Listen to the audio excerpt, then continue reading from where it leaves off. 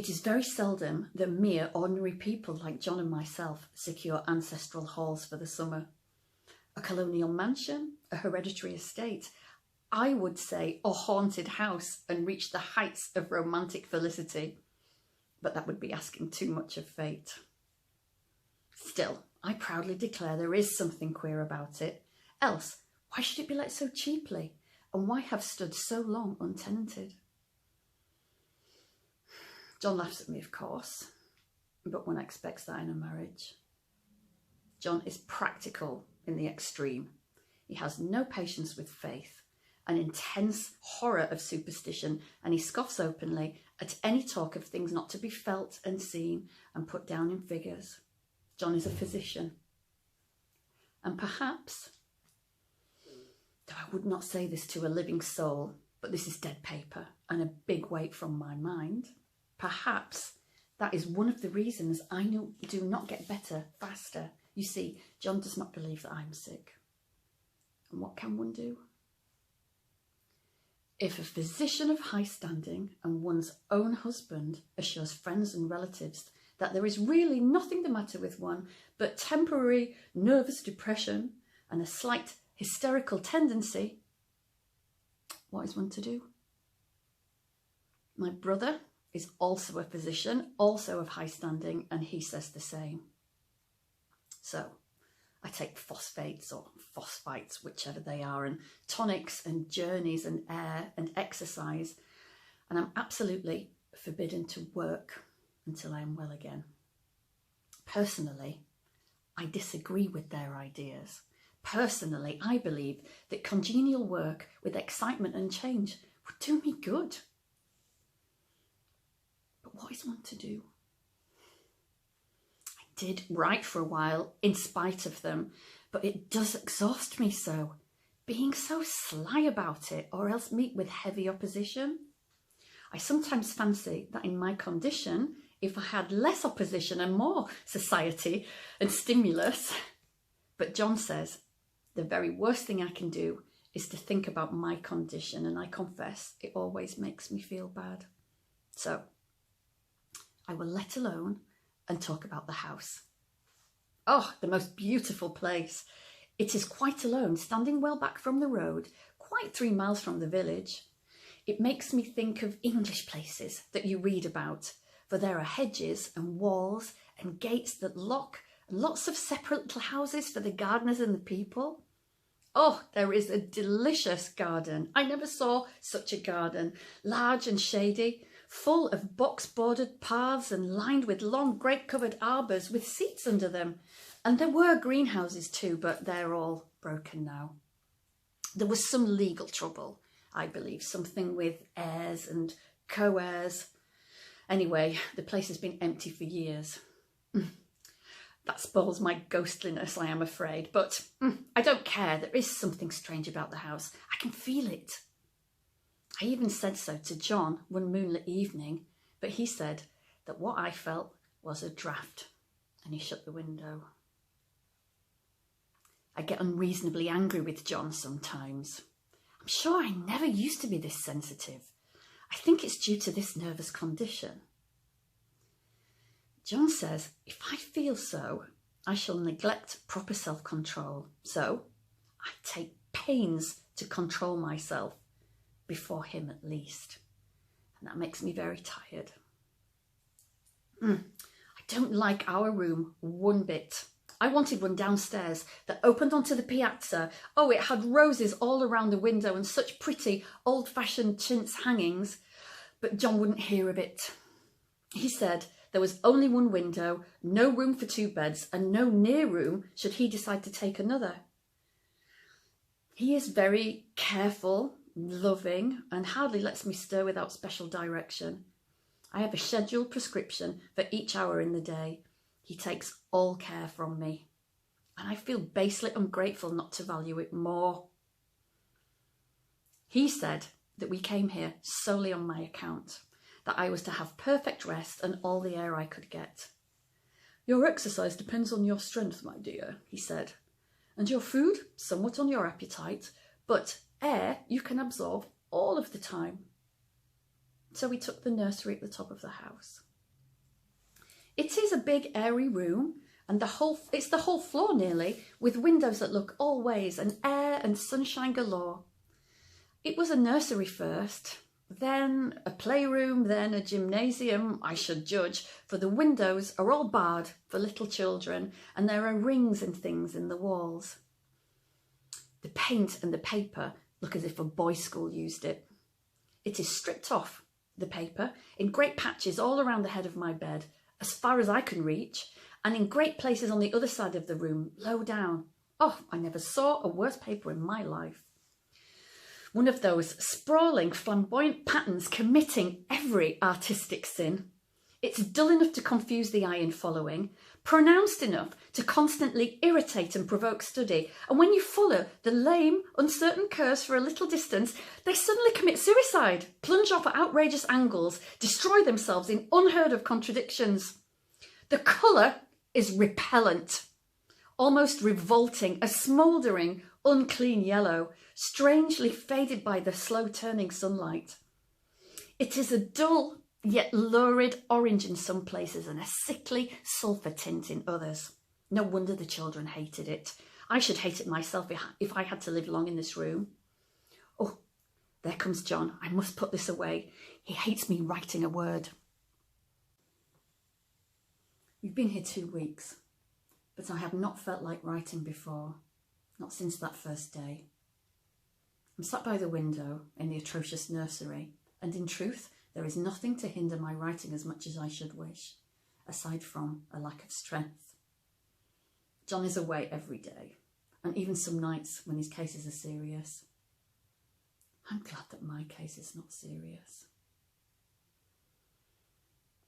But these nervous troubles, they are dreadfully depressing. John doesn't know how much I suffer. He knows there's no reason to suffer, and that satisfies him. Of course, it is only nervousness, but it does weigh on me so, not to do my duty in any way. Oh, I'm meant to be such a help to John, such a real rest and comfort, and here I am, a comparative burden already. Nobody believe what an effort it is for me to do just the little I am able, to dress, to entertain, to buy things. Oh, it is good that Mary is so good with the baby, and he's such a dear baby. Yet, I cannot be with him. It makes me so nervous. I suppose John was never nervous in his life. He laughs at me so about this wallpaper. At first, he said he would repaper the room, but afterwards he said I was letting it get the better of me, and that nothing was worse for a nervous patient than to give way to such fancies. He said that after the wallpaper was changed, it would be the heavy bedstead, and then the bars on the windows, and then the gate at the head of the stairs, and so on. You know the place is doing you good, he said, and really, dear, I don't care to renovate the house just for 3 months' rental. Then do let's go downstairs, I said. There are such pretty rooms there. Then he took me in his arms and he called me a blessed little goose and said that he would go down to the cellar if I wished and have it whitewashed into the bargain. But he is right enough about the beds and the windows. And it is an airy and comfortable room as anyone need wish. And of course, I would not be so silly as to make him uncomfortable on a whim. I am really getting quite fond of this big room. All but the horrid wallpaper. Out of one window, I can see the garden. Oh, those mysterious deep-shaded arbours, the riotous old-fashioned flowers, and the bushes and the gnarly trees.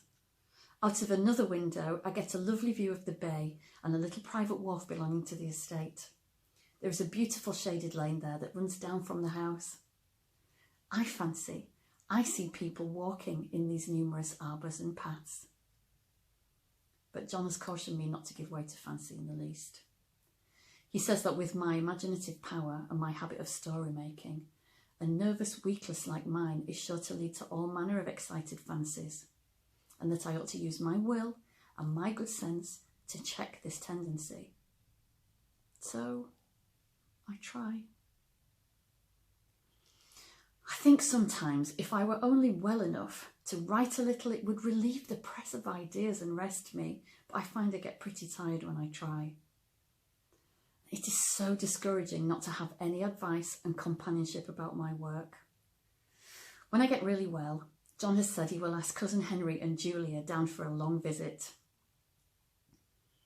But he said he would as soon put fireworks in my pillowcase as to let me have those stimulating people around right now. Oh, I wish I could get better faster. But I must not think about that.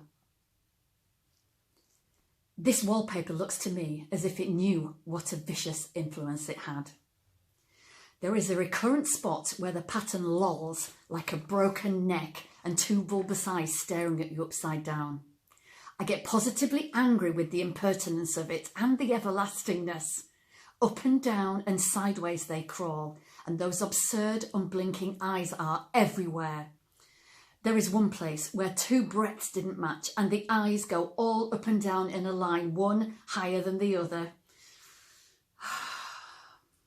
I never saw such expression in an inanimate thing before, and we all know what expression they have. I used to lie awake as a child and get more entertainment and terror out of blank walls and plain furniture than most children could find in a toy store. Oh, I remember what a kindly wink the knobs of our big old bureau used to have. Oh, and there was one chair that always seemed like a strong friend. I used to feel that if the other things took too fierce, I could always hop into that chair and I'd be safe. The furniture in this room is nothing worse than unharmonious, for we had to bring it all from downstairs. I suppose that when it was a playroom, they had to take the nursery things out, and no wonder. I've never seen such ravages as the children have made here.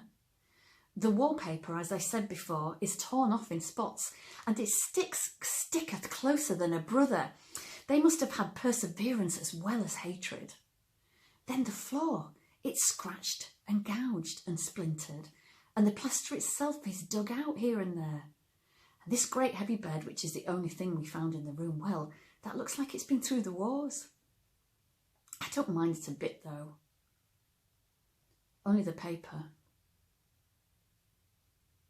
Oh, here comes John's sister. Oh, she's such a dear girl as she is, and so careful of me. I would not like her to find me writing. She is a perfect and enthusiastic housekeeper and hopes for no better profession.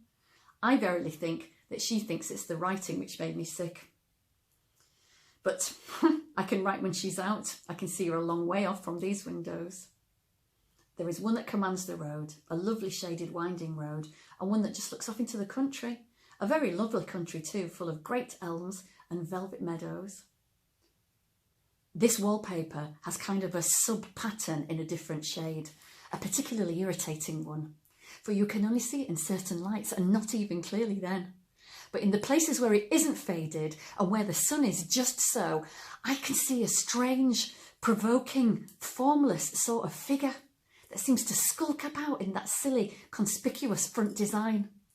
Oh, there's Sister on the stairs. So, the 4th of July is over. The people have gone and I am tired out. John thought it might do me good to see a little company. So we just had Mother and Nellie and the children down for a week. Of course I didn't do a thing. Jenny sees to everything now, but it tired me all the same. John says if I don't pick up faster, he shall send me to Weir Mitchell in the fall. Oh, I don't want to go there at all. I had a friend who was in his care once, and she said he's just like John and my brother, only more so. Besides, it's such an undertaking to go so far. I don't feel as if it's worthwhile turning my hand over for anything, and I'm getting dreadfully fretful and querulous. I cry at nothing. I cry most of the time. Of course, I don't when John is here, or anybody else, but when I'm alone. And I am alone a good deal now. John is kept in town very often by serious cases, and Jenny is good and lets me alone when I want her to. So I walk a little in the garden and down that lovely lane. I sit on the porch under the roses and I lie here a good deal. I'm getting really fond of the room in spite of the wallpaper. Perhaps because of the wallpaper. It dwells on my mind so. I lie here in this great immovable bed. It's nailed down, I believe, and follow that pattern about by the hour. It's as good as gymnastics, I assure you.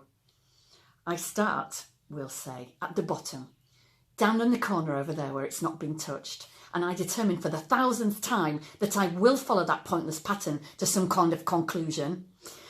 I know a little of the principle of design, and I know this thing was not arranged on any of the laws of radiation or alternation or repetition or symmetry or anything else I've ever heard of. It's repeated, of course, by the breadth, but not otherwise. Looked at in one way, each breath stands alone. The bloated curves and flourishes, a kind of debased Romanesque with delirium tremens, go waddling up and down in isolated columns of fatuity. But on the other hand, they connect diagonally, and the sprawling outline run off in great slanting waves of optic horror, like a lot of wallowing seaweeds in full chase. The whole thing goes horizontally too. At least it seems so, and I exhaust myself in trying to distinguish the order of its going in that direction. They've used a horizontal breadth for a frieze, and that adds wonderfully to the confusion.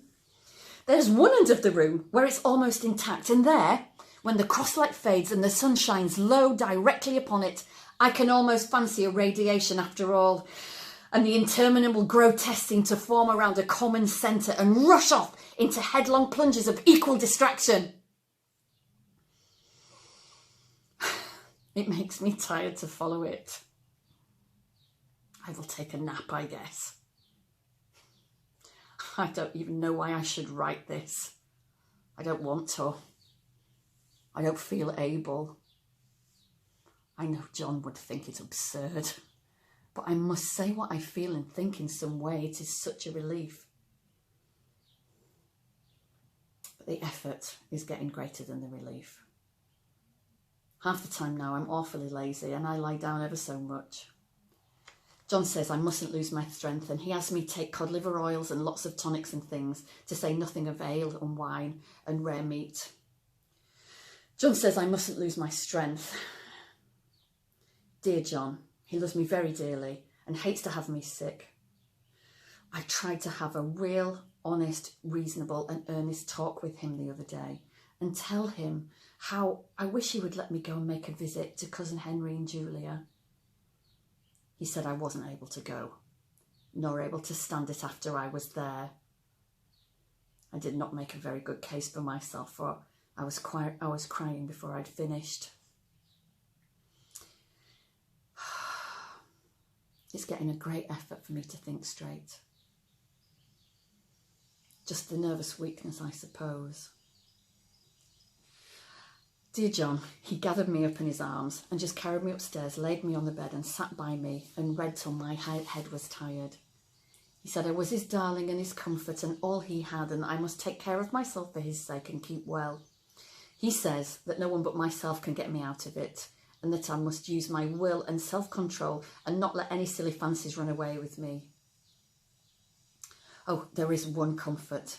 The baby is well and happy. And he does not have to occupy this nursery with the horrid wallpaper. If we had not used it, that blessed child would have. Oh, what a fortunate escape. Why? I wouldn't have a child of mine, an impressionable little thing, live in such a room for all the worlds. I never thought of it before, but it is lucky that John has kept me here after all. I can stand it so much easier than a baby, you see. Of course, I never mention it to them anymore. I'm too wise, but I keep watch of it all the same. There are things in that paper that nobody knows but me, or ever will. Behind the outside pattern, dim shapes get clearer every day, and it's always the same shape, only numerous. And it's like a woman stooping down and creeping about behind that pattern. I don't like it a bit. I begin to think, I wish that John would take me away from here. It's so hard to talk with John about my case because he's so wise and he loves me so. I did try it last night. It was moonlight. The moon shines in all around as the sun does. I hate to see it sometimes. It creeps so slowly and always comes in by one window or another. John was asleep and I hated to wake him, so I kept still and watched the moonlight on that undulating wallpaper until I felt creepy. The faint figure behind seemed to shake the pattern just as if she wanted to get out. I got up softly and went to feel and see if the wallpaper did move. And when I came back, John was awake.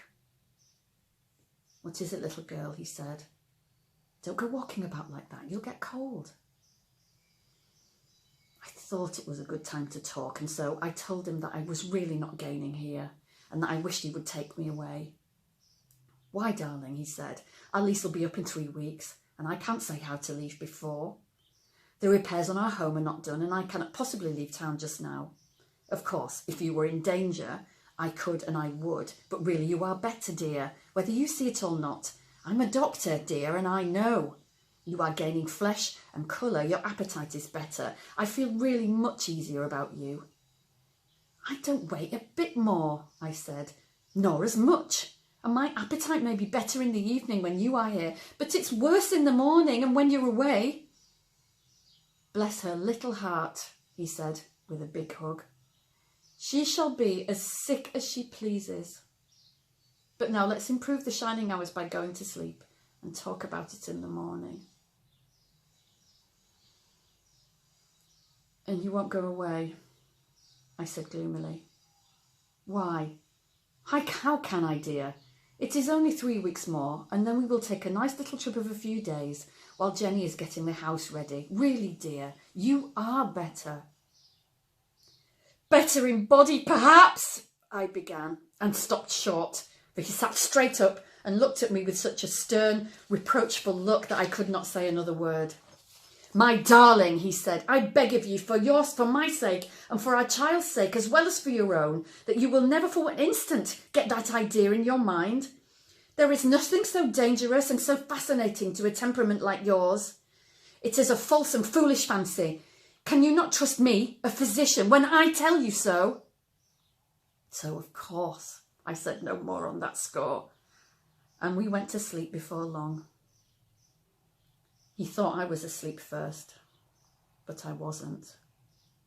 And I lay there for hours trying to decide whether the front pattern really did move separately against the back pattern or if they moved together.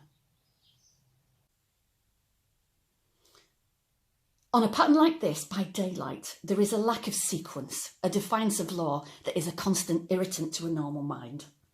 The colour is hideous enough, unreliable enough, and infuriating enough, but the pattern is torturing. You think that you've mastered it, but just as you get well underway in following, it turns a back somersault, and there you are, slaps you in the face, knocks you down, and tramples upon you like a bad dream.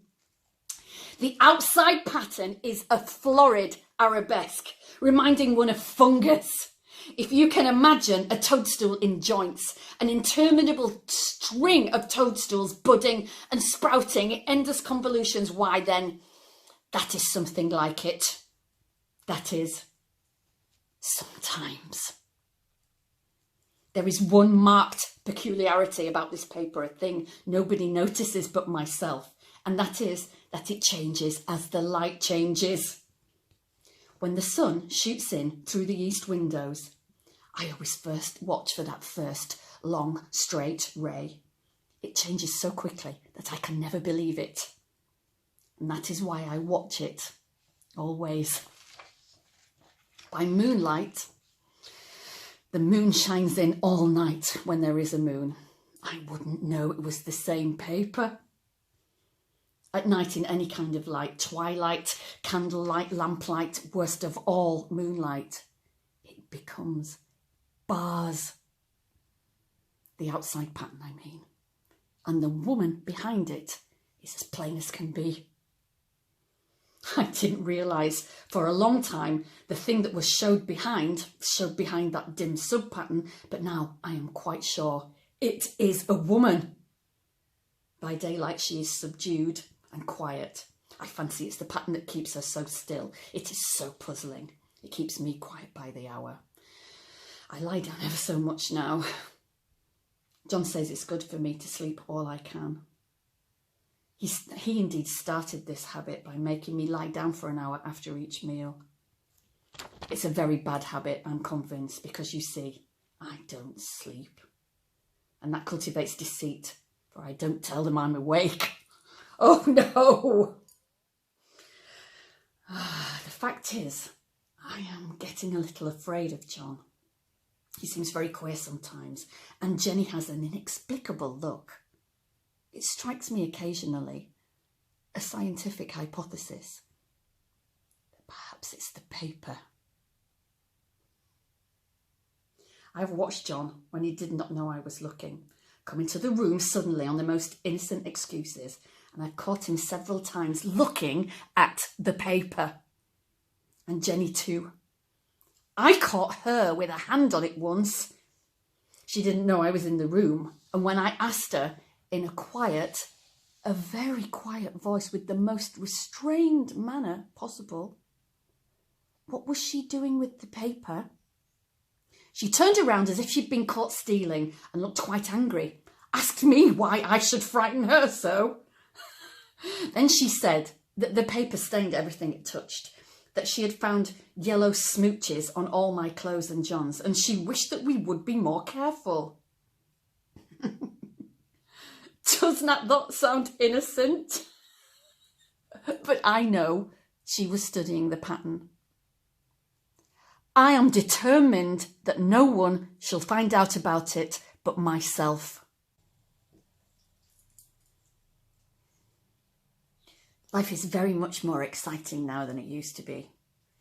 You see, I have something to expect, something to look forward to watch. I really do eat better and I'm much more quiet than I was. John is so pleased to see me improve. He laughed a little the other day and said I seem to be flourishing in spite of my wallpaper. I turned it off with a laugh. I had no intention of telling him it's because of the wallpaper. He would make fun of me. He might even take me away.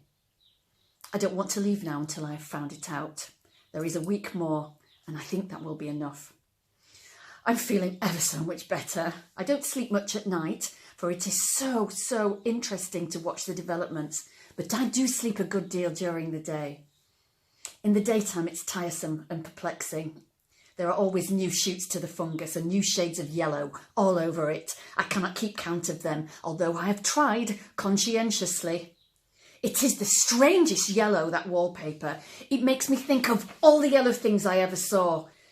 Not beautiful ones like buttercups, but old, foul, bad yellow things. But there is something else about the paper. The smell.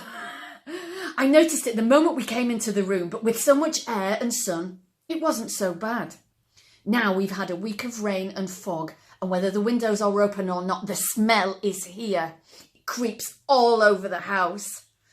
I find it hovering in the dining room, skulking in the parlour, hiding in the hall, lying in wait for me on the stairs. It gets into my hair. Even when I go out to write, if I turn my head suddenly and surprise it, the smell is there. Such a peculiar odour too. I've spent many hours in trying to analyse it, to find what it smelled like. It's not bad at first. It's very gentle, but then the quiet, subtlest, most enduring odour I ever met. Oh, this damp weather is awful. I wake up in the night and I find it hanging over me. It used to disturb me at first. I thought seriously of burning the house to reach the smell. But now I'm used to it. The only thing I can think of is that it is like the colour of the paper, a yellow smell. There is this very funny mark on the wall, low down, near the mopboard. A streak that runs around the room. It goes behind every piece of furniture except the bed. A long, straight, even smoosh, as if it had been rubbed over and over. I wonder how it was done and who did it and what they did it for. Round and round and round and round and round and round. Oh, it makes me dizzy. I've really discovered something at last. Through watching at night, when it changes so, I have finally found out. The front pattern does move. And no wonder, the woman behind shakes it. Sometimes I think there are a great many women behind, and sometimes only one, and she crawls around fast, and her crawling shakes it all over. And then in the very bright spots, she keeps still. And in the very shady spots, she just takes hold of the bars and shakes them hard. And she is all the time trying to climb through, but nobody could climb through that pattern. It strangles so. I think that's why it has so many heads. They get through, then the pattern strangles them off and turns them upside down and makes their eyes white. If those heads were covered or taken off, it would not be half so bad. I think that woman gets out in the daytime. And I'll tell you why, privately. I've seen her. I can see her out of every one of the windows. It is the same woman I know, for she is always creeping, and most women do not creep by daylight. I see her on the long road under the trees, creeping along, and when a carriage comes, she hides under the blackberry vines. I don't blame her a bit. It must be very humiliating to be caught creeping by daylight. I always lock the door when I creep by daylight. I can't do it at night, for John would suspect something at once. And John is so queer now that I don't want to irritate him. I wish he would take another room. Besides, I don't want anybody to get that woman out at night but myself. I often wonder if I could see her out of all the windows at once, but turn as fast as I can only see out of one at a time. And although I always see her, she may be able to creep faster than I can turn. I've watched her sometimes way off in the open country, creeping as fast as a cloud shadow in a high wind. If only that top pattern could be gotten off from the under one, I mean to try it, little by little. And I found another funny thing, but I shan't tell it at this time. It does not do to trust people too much. There are only 2 more days to get this paper off, and I believe John is beginning to notice. I don't like the look in his eyes. I heard him ask Jenny a lot of professional questions about me. She had a very good report to give. She said I slept a good deal in the daytime. John knows I don't sleep very well at night, for I'm so quiet. He asked me all sorts of questions too, and I pretended to be very loving and kind. As if I couldn't see through him. Still, I don't wonder he acts so, sleeping under this paper for 3 months. It only interests me, but I feel sure that John and Jenny are affected by it. Hurrah! It is the last day, but it is enough.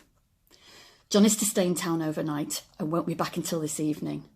Jenny wanted to sleep with me, the sly thing, but I told her I should undoubtedly rest better for a night all alone. That was clever, for really I wasn't alone a bit. As soon as it was moonlight and that poor thing began to crawl and shake at the pattern, I got up and I ran to help her. I pulled and she shook.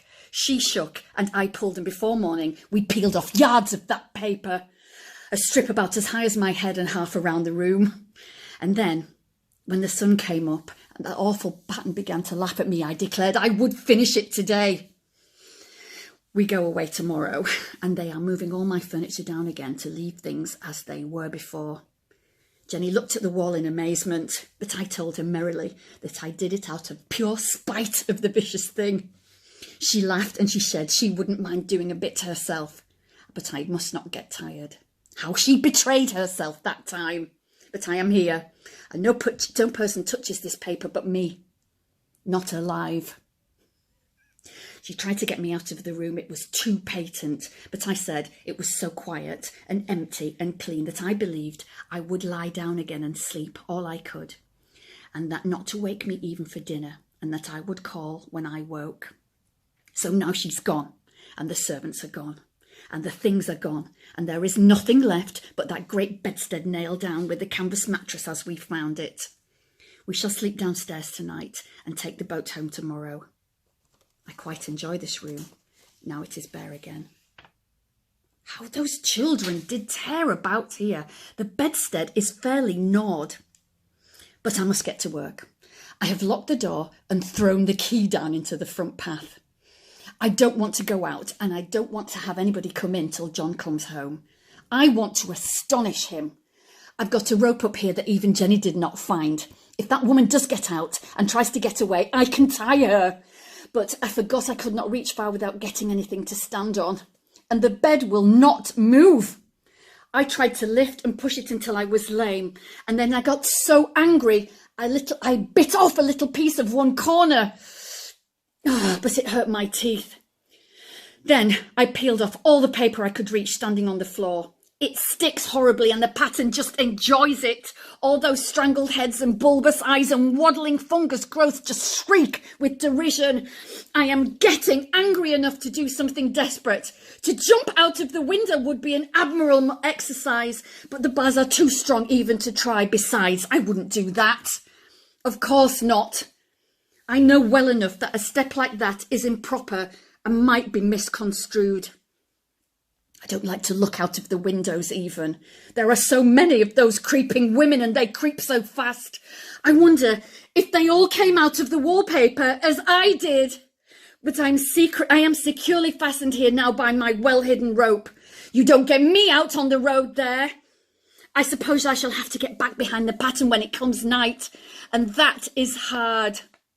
It is so pleasant to be out in this great room and to creep around as I please. I don't want to go outside. I won't, even if Jenny asks me to, for outside you have to creep on the ground and everything is green instead of yellow.